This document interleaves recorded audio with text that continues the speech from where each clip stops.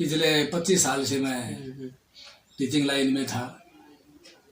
अब मेरी ये हार्दिक इच्छा है कि मैं समाज सेवा करूं और सभी के सहयोग से, उनकी दया दृष्टि से मुझे एक समूह रूप, प्रत्यक्ष रूप में देखें और गांव में किसी प्रकार की कोई समस्या न रहे, ये मेरी हार्दिक इच्छा है जी। सबसे पहले तो ये है जी, ट्रांसपोर्ट की बिल्कुल ही सुविधा नहीं है। जैसे जज्जर की तरफ, दादरी की तरफ युवा बच्चे हैं, लड़कियां हैं, औरतें हैं, या वैसे आम जो पैसेंजर सवारी, उनके लिए काफ़ी दिक्कत है जी, काफ़ी परेशानी है। ये पर्सनल व्हीकल है, इनका तो टाइम टेबल है नहीं, अगर सवारी नहीं होती है तो ये नहीं जाएंगी। तो उनमें काफ़ी कुछ युवा बच्चे हैं, लड़कियां हैं, वो ट्रांसपोर्ट की वजह से घर पर ही बैठे हैं। सबसे पहले ये कारण है, कहीं आ जा नहीं सकते। अगर हमें कहीं दादरी तक जाना है तो कोई सुविधा नहीं है। गांव में टेम्पो लगे हैं, अगर इनमें सवारी हो जाती हैं तो चलते हैं, उनका फिक्स टाइम तो नहीं है जी। तो आप क्या चाहते हैं? अब मैं ये चाहता हूँ जी, ट्रांसपोर्ट की रोडवेज की सुविधा हो। देखो ज़्यादा तो नहीं, बाकी ऐसी कि 2-3 बसों का आवागमन हो जाए, 2-3 आ जाए, 2-3 चली जाए, उसमें एक प्रकार से उनका टाइम टेबल फिक्स हो, ताकि किसी युवा को, बड़े बुजुर्ग को किसी प्रकार की समस्या का सामना न करना पड़े। इसके अलावा एक मनुष्यों का अस्पताल यानी कि PHC डिस्पेंसरी नहीं है जी। यहाँ किसी भी प्रकार की कोई परेशानी हो जाती है, कोई बीमारी हो जाती है, यहाँ नहीं है।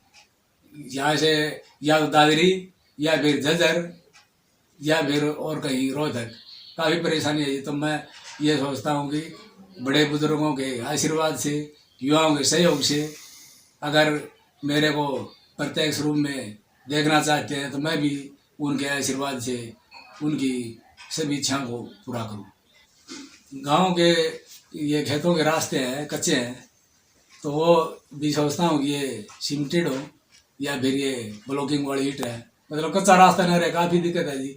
जैसे हमारी सीम काफ़ी बड़ी है तो उसमें आने जाने में काफ़ी दिक्कत है, और पक्का होने से तो आपको पता है, सभी को पता है, काफ़ी सुविधा हो जाएगी। तो ये भी सोचे ताकि वो रास्ता पक्का हो जाए जी। तो पानी की क्या व्यवस्था है गांव के अंदर?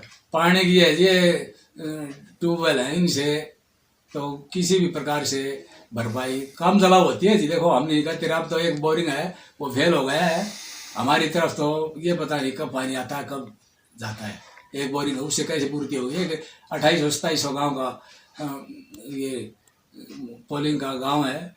मैं सोचता हूँ एक डिगी स्थापित की जाए ताकि पानी का भरपूर सभी को साथ मिले। तो पानी निकासी की क्या व्यवस्था है यहाँ पे? देखो जी, यहाँ पर देखो, मैं ज़्यादा तो नहीं कहना चाहूँ, लेकिन निकासी की कुछ भी नहीं। गांव का जो पानी है, ये नालियों का गंदा पानी जोड़ में जाता है जी। हाँ, वो पशुओं का जोड़ है, वो पीने योग्य नहीं है। तो मेरी ये इच्छा है कि उसको या तो निकासी पानी कहीं ड्रेन में या फिर अलग से बनवाया जाए, या फिर कोई अलग अलग तालाब की खुदाई हो जी। तो जैसे आज खेल का दौर है, खेल के लिए आपका मन क्या कहता है? किस तरह की सुविधा खिलाड़ियों के लिए होनी चाहिए? खेल में यह है जी, वर्ष में कम से कम एक बार ओपन टूर्नामेंट हो, ताकि सभी युवाओं को आगे बढ़ने का भरसक मौका मिले और उनमें प्रोत्साहन की भावना मिले, उनको मोटिवेट करें। ये साल में एक बार ओपन टूर्नामेंट हो जाए, उसमें कोई इंडिविजुअल गेम हो या फिर कोई ओपन हो, उनसे युवाओं को काफ़ी प्रोत्साहन मिलेगा जी। अच्छा, तो जैसे खिलाड़ी हैं, खिलाड़ियों के लिए सुविधा क्या क्या है? खिलाड़ियों के लिए पहले है कि वो वैसे जिम भी है जी, लेकिन एक हॉल है, काफ़ी युवाओं से खिलाड़ियों सुना है, उसमें एक आध कमरा या फिर हॉल बन जाए, और फिर एक ट्रैक भी नहीं है जी दौड़ने के लिए, ट्रैक बन जाए और 1 या 2 कमरे बन जाए तो उनको सही सुविधा मिल सकती है जी। कोच की व्यवस्था भी है? ना, कोच की नहीं है जी, बिल्कुल। कोच एक अपने पड़ोस में था, लीलू राम कोच कहते थे, वो अब तो एक्सपायर हो गए, लेकिन वही जाते थे टाइम निकाल के, इतनी इंटरेस्ट थी, लेकिन कोई कोच भी नहीं है। आपको पता है, सभी को पता है सर, बिना मोटिवेट किए, बिना प्रोत्साहित किए कोई आगे नहीं बढ़ सकता। तो कोच की जरूरत है। हाँ, कोच की जरूरत है जी, बिल्कुल। कोच बिल्कुल रेगुलर आएगा, बच्चों को मोटिवेट करेगा, प्रोत्साहित करेगा, उनको किसी भी गेम से संबंधित दाव पेच के बारे में या फिर किसी प्रेरणा से उनको आगे बढ़ने का भरसक प्रयत्न करे।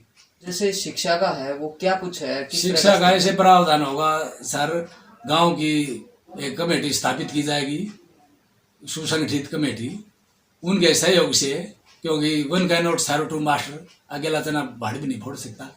उनके बुजुर्गों के सहयोग से, नौजवानों के आशीर्वाद से हम आगे बढ़े। न मैं ये नहीं कहता कि मैं आगे बढ़, नहीं, अगर उनका साथ नहीं होगा तो मैं क्या करूँगा जी। उनकी कमेटी के सुगठित सहयोग से आगे बढ़ेंगे और शिक्षा के संबंध में, खेल के संबंध में और पानी एवं बिजली के संबंध में काफ़ी भरसक प्रयास करेंगे। यही हमारी सभी से विनती है, निवेदन है। जी। अच्छा, तो युवाओं को क्या संदेश देना चाहते हैं? युवाओं को संदेश ये देना चाहते हैं कि वो तन मन धन से आगे बढ़े और खेल के क्षेत्र में या फिर शिक्षा के क्षेत्र में अपने कर्म को कर्म समझे, क्योंकि सभी को पता है सर, कर्म तो इंसान अवश्य करेगा। अगर पढ़ेगा नहीं तो दूसरा कर्म तो करेगा, खेलेगा नहीं तो दूसरा कर्म करेगा। उसको कर्मेण वामा फले सुखदास्तन संस्कृत में बता देता हूँ, कर्म करो फल की इच्छा न करो। तो मैं सभी के सहयोग से मोटिवेट करूँगा आगे पढ़ाई में आगे, खेल में आगे, ताकि उनका उज्जवल भविष्य हो सके। आज का समय इतना बेहद बेरोजगारी है कि किसी भी बेरोजगार को रोजगार उपलब्ध नहीं है।